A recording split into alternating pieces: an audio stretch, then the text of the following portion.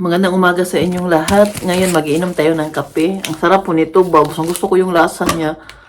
Coffee ko, brown coffee. Kung bilhin mo kasi ito sa Asian store, may kamahalan na kasi ba. Kaya pag may pupunta dito ulit, kung yung kapatid ko, papadala talaga ako nito ng marami. Dahil sobrang gusto ko yung lasa niya. Masarap siya. At nung dumating tong package na to, yung isa, tinikman ko talaga. No, hindi ko natiis pa na hintayin na sa umaga ko na inumin dahil late na yun. Sutso na tayo ng gabi. Nako, ininom ko talaga siya. Buti na lang at nakatulog naman din ako. Kasi paminsan-minsan, pag mainom ako ng late ng kape, no, iniinom ko lang din kasi yung kape ko minsan alas stress, yung pinaka-last talaga yung sobrang late. Hindi ko na yan ginawa dahil last time hindi ko nakatulog. Grabe, hanggang naabot talaga ng alas 4 ng madaling araw. Kaya hindi ko na inulit. Ngayon ito, sobrang sarap nito. Hindi ko talaga tiniis. Itsura pa lang niya, sobrang, ano na ba talaga ba? Coffee addict ba ako, no? Kaya, ano ko talaga, tinikman ko. Ang sarap niya. Kaya sabi ko, may punta dito. Or baka sa Asian store next time. At, ito na yung last. Yung tatlo, naubos ko na kahapon. Isa. Tapos kanina, ininom ko na yung isa. Tapos gusto ko pa siyang inumin. Kasi hindi pa ako kumain ng tinapay. Minom lang ako ng kape kanina Gutom ako. Nag-ano kasi ako ngayon. Nag-iwas-iwas na ako sa mga kanin. Kasi nga uwi na yung kapatid kong lalaki, no? Nung nandito kasi yun, palagi ako nagluluto. O di, kakain din ako. Nung dumating sila, nadagdagan ng 3 o 4 na kilo ba yung timbang ko. Kaya, nagdandahan na ako bawas-bawas ngayon sa mga kanin at sa mga, siyempre kung magda-diet ko, hindi ko naman pwede sali yung kapatid ko. Nagbakasyon yun dito. Kaya pag tuwing nagluluto ako, kumakain din ako. Kaya ngayon, nakauwi na siya. Balik na tayo sa normal na na magpa-fasting at hindi masyadong kakain ng carbohydrates para mabasbasan ng taba dahil ako din naman ang maghihirap, no? Kung magpasagad lang kaon ba? Nakain, parang wala nang bukas. Iinom muna ako ng kape dahil gutom na ako. At ang ganda ng panahon ngayon dito, maaraw, sa wakas. Hindi na umulan, gahapon, di ba? Sabi ko sa inyo na magandang panahon. Ngayon din, bukas, sa sunod na araw, maganda na ang panahon. At para naman ma-enjoy ng mga bata yung mga bakasyon nila, makalabas. Kung ulan kasi, itong dalawang binata, yung binata ko at si Michelle, hindi naman din mapilit na lumabas, no? Kaya may mga gusto naman sila, no? Tingnan pa ninyo yung kwarto ng kapatid ko. Tahimik na. Wala na dito yung kapatid ko. Pag nandito yun, nakaupo yun palagi dyan sa sofa. At ito yung bed niya. Ito kasing bed na to, itatapon na kasi namin to. Or lagay namin siya sa taas. Ipalit namin doon sa bed ni Philip. Si Philip at Michelle kasi noon, para sila ng bed. Ang gamit ni Philip na bed ngayon, ganyan pa rin. Bali, ito ay bed ni Michelle noon. Si Michelle may bago na siyang bed. Sabi ko kay Martin, wag na naman natin itapon. Lagay natin dito sa living room dahil para kung may bisita kami, may matulugan ba. Kaya nandyan yung bed, no? Tapos ngayon, nasira kasi yung bed ni Philip. Baka ilagay namin sa taas at yung luma niya itapon. Kasi si Philip parang ginagawang sopa yung bed niya. Tingnan po naman yun. Hindi naman siya nasin. Pangit kasi ang quality niyan. Kaya sabi ni Martin, hindi na siya bibili ng ganyang bed. Tapos yung anak namin nagdadalaga, nagbinata na may mga gusto na sila ba. Kaya sila na yung namimili. Kaya yun ang plano. Next si Philip naman ang bibilhan ng bed. At ito nga tatapon na. Meron naman kaming airbed dyan. Kung may bisita kami, pwede naman siya magamit. Kasi itong living room ni Uma, wala naman naggamit dito. Kaya dito namin siya nilagay para may matulugan din ng bisita, no? Kaya nandyan siya. Yung labhan ko, lagay ko pa yan sa kabin. Hindi ko na yun siya plansahin. Mga pang bahay lang naman yan siya. At ito, nilabhan ko na to lahat. Itong mga ito kay Uma to na kumot. Ito, malinis na to lahat. Nilabhan ko na to siya. Kaya nilagay ko muna dyan. Dahil, ilalagay ko din yan siya sa cabinet. Or hindi ko kasi alam kailan namin yan malabas yung bed dyan. May nilaban pa ako. Yan yung ni Uma kahapon, kagabi. Yan, ito yung living room ni Uma, no? Sobrang laki ng living room ni Uma. Ito yung sofa niya. Yan.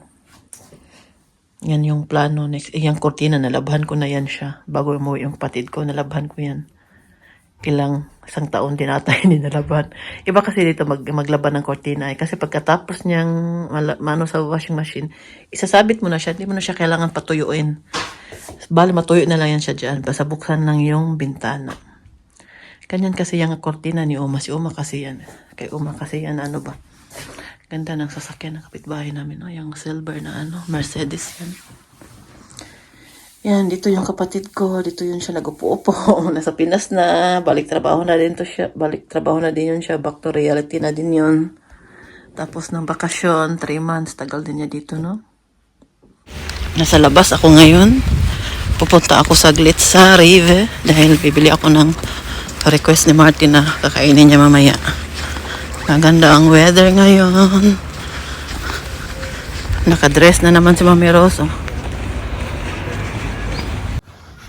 Dadalhin ko kayo sa aking paglalakad ngayon. Pakita ko dito sa inyo kung saan ako nakatira. Malapit lang Rave sa amin. Kaya lang, pag nag-grocery ka na maglakad, hindi din magdali magbitbit, no? Ng mga bibigat na binibili mo. Tapos na akong mag-grocery dito sa Rave. Pauwi na ako.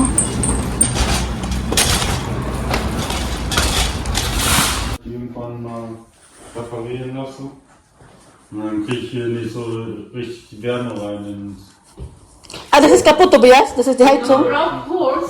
Ich hab auch Holzhäuser. Holz habe ich unten. Ja, hast du geprüft? Meron ka? Wala kang kamin, tita, no? Wala eh. Si Peres Kevin, der ist Kamin. Bakit marami kang kahoy? Ja. Von der Firma. Kumada. Buti kayo, pwede nyo madala sa firma nila Martin. Sa, Nicht erlaubt. ja? Nee, nicht erlaubt. Sa firma niya, tita. Ja. Aber ich muss es mal immer fragen. Jedes Mal. Da Darf man fragen, muss man fragen, sonst... musst du fragen. Weil du bist ja, deine Arbeit ist weg. Die sind aber auch eigentlich dankbar, dass man das abholt, weil sonst müssen die Bitte ja bezahlen. bezahlen. Ja, genau. Zum Entsorgen. Nakila bago, nakila. May butan mo, yawi. Ano man gipait? Und neue Laminat, genau. Na hier Isa siya na alt. war schon.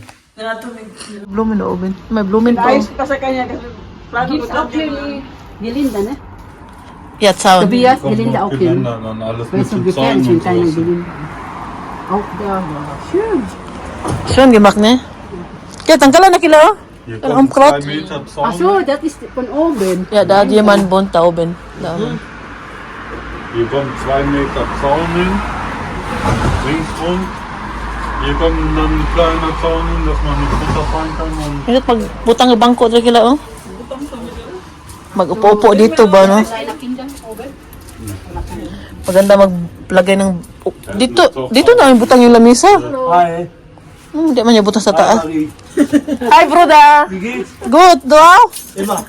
Schön. Wo ist dein Apollo? Der ist zu Hause bei Frau. Ach so. Wünscht euch was. Ja, Ciao. ciao. Du machst mal hier Pflanzen, Blumen. Aba, Tobias. Nandito ako ngayon kay Oma. Pinapakain ko siya ng kanyang tinapay. Yung natulog kasi ba yung mata niya. Hindi niya halos mabuka, ano yung isa. Ngayon, nabuka na. Ginising ko, natulog, nagalit. Pero ngayon, okay na yan siya. Hello, Oma! Hi! Okay na yan siya. Kanina nagalit yung pag... Siyempre, no? Sino bang matutulog na ano ba? Hindi magalit pag dinistorbo. Lalo na pag sobrang himbing talaga yung tulog mo. Tapos may papasok na anoin ka. Gisingin ka. Ibaba ko konti yung bed niya para makita niya si Oma. Ayan, dyan na siya. Hello, Oma! Minsan tinatawag niya ako ng Oma. Lola daw ako. Ako daw yung kaibigan niya na Lola daw. Pag pumapasok yung mga anak ko dito, no, natutuwa yan si Oma. Ano siya? Ano ba, makita niya yung mga bata, iba yung saya niya. Kaya, hello! Iba talaga yung itsura pag walang ano, no? Pag walang suot na ano ba, yung eyeglass ni Oma, tinanggal kasi namin. Pareosog si Oma, malakas pa yan siya kumain at uminom din. Kaya, yan talaga yung ano namin kay Oma dahil hindi siya, pakainin. Hindi siya, tawag niyan. Kasi noon, nung bago pa lang siya nakasakit, medyo mapili siya sa pagkain. Mansan, hindi masarap. Pero ngayon, parang nasanay-sanay na siya sa mga luto ko. Sabi pa niya, noon, lahat daw nang galing sa akin, masarap daw. Sa lahat daw nang niluluto ko, masarap. Sabi ko po sa inyo, dapat matikman talaga niyo yung luto ko dahil si Uma hindi yan nagsisinungaling. Nagsabi talaga yan ng totoo. Hello, Ma! Doble-doble yung kumot niya kay malamig. Medyo malamig ngayon gabi na. Yeah, skip the SN. Pakainin ko muna to. Kay sabi niya, pakita mo sa akin yung cellphone mo. Gusto din niya makita si Uma. Hindi naman si Uma. Hello, Uma! Ito kami ngayon sa Wuppertal. Yeah? We can go now. Ja, let's go now. Schau mal, wir gehen in die City. Was ist Shitly? City, Stadt. Oh, ich dachte Shitly. Ang first time ko nag-vlog dito sa Wuppertal. Feel ko lang. Ich brenne. Tortol lang tayo ngayon kay Geld kommt. ano naman. Geld kommt dann in meiner Leitung. Vor 3 Minuten. Wir sind immer noch da. Ich möchte ein Museum Lauf anschauen. da. Ich möchte Yeah, besser. Yung mga kasama ko, nagpainit. Nagpainit kami ngayon. Überall diese Ja, warte, wo- Betonklötze hier. Furchtbar. Digga, Init na. ich muss ein Auto hier und es Ilang araw din na palagi umuulan. 2 weeks din yung ulan palagi. Endless umaraw na. Uy, go na. Uy, kaya nainit na na mong beauty doon. Dieser Signal angegangen. Digga, ich bin Bilis na makakad ng mga kasama ko. Siguro hindi pa ako nakapag-vlog dito sa Wuppertal. Hindi ko lang talaga sure. O baka nakalimutan ko na. Ito lang ang city na, nag-isang city sa Germany na yung, meron silang Schwebebahn. Yung ano ba, parang baliktad na yung train na sa taas. Kita ko po sa inyo ha.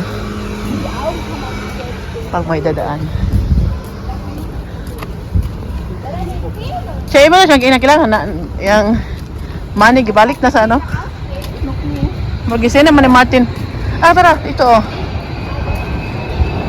Yan yung gusto ko pakita sa inyo, yung train na ano ba oh. Yan, nasa taas siya. Ito lang, yan, dito lang yan sa Wuppertal. Ninyo makita.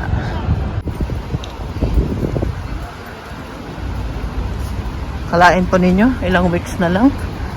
Matatapos na ang summer dito sa Germany. Tapos palagi pang inuulan. Bukas magpunta kami sa Dortmund. Manood kami ng laro ng soccer. Dito sa Dortmund pala.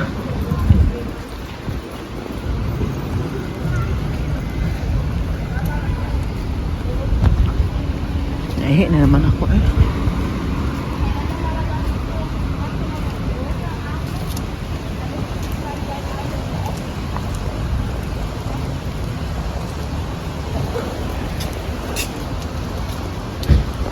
Dry fish.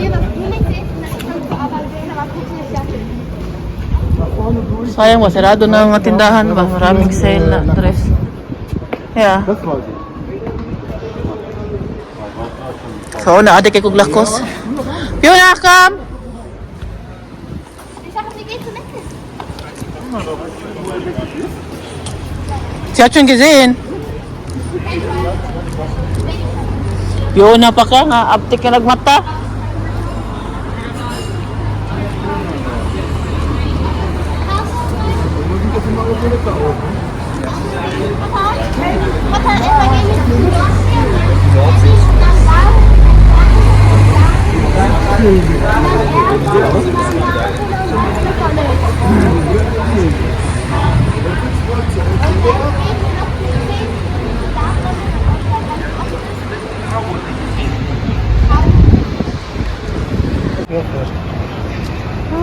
Ich bin von der Schwebebahn überfahren worden.